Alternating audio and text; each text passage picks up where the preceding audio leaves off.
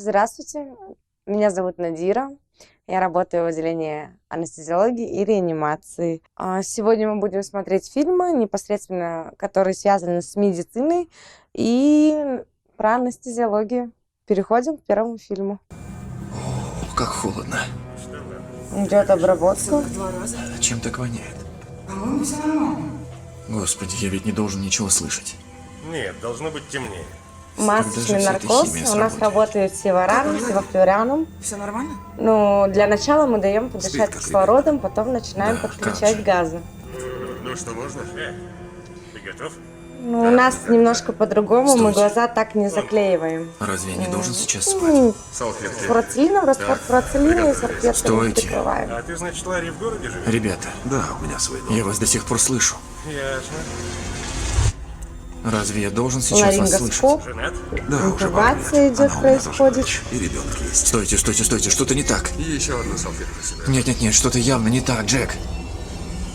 Послушайте меня, я же все чувствую. Значит, все у тебя, Ларри, хорошо. Я вас до сих пор слышу. Ну, почти все готово. Эй, я не отключился. Ну, по сути, при водном наркозе человек не может слышать нас, хирургов.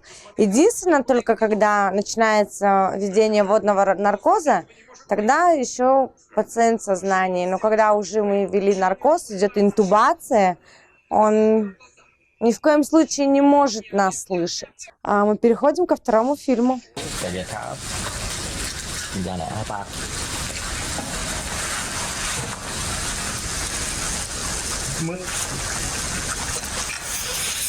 Отлично, остался один.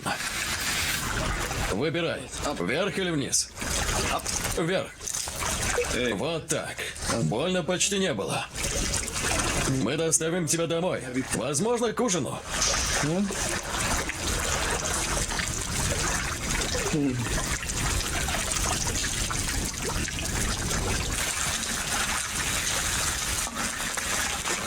Это максимум. Если затянуть слишком сильно, герметизатор лопнет. Все равно немного свободно. Времени нет, вода поднимается. Если не вывезем сейчас, его уже не вывести. Я прослежу, чтобы не билось. Буду держать, если придется. Себе решать. Поплыву медленно. Так что сразу за мной не выдвигайтесь.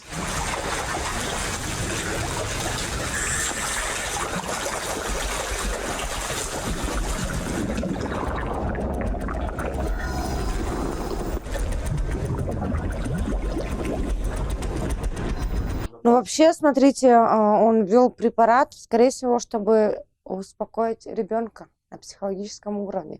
При этом они подключили его к кислородному баллону, насколько я вижу. Скорее всего, дети были испуганы. И от того, что им нужно было спасать детей, и сам ребенок в любом случае в здравом подсознании никогда не полезет в эту воду, где он не понимает, в чем дело. Я думаю, скорее всего, просто ему ввели успокаивающее, их просто немножко подгрузили. Ну, давайте перейдем к третьему фильму. Мы просто пойдем домой, а вы по своим делам. Ладно? Ну мы же свои люди. Эй, нет. Эй, спокойно. Я Алекс из засада. Я ваш друг.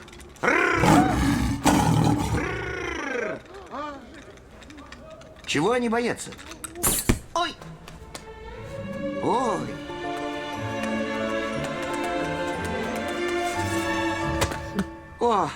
О, со мной творится что-то очень странное. Эй, ребята.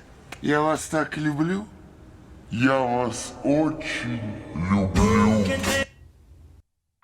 Ну, тут мультик льва как бы успокоительным препаратом в него выстрелили, и у него пошли галлюцинации, да.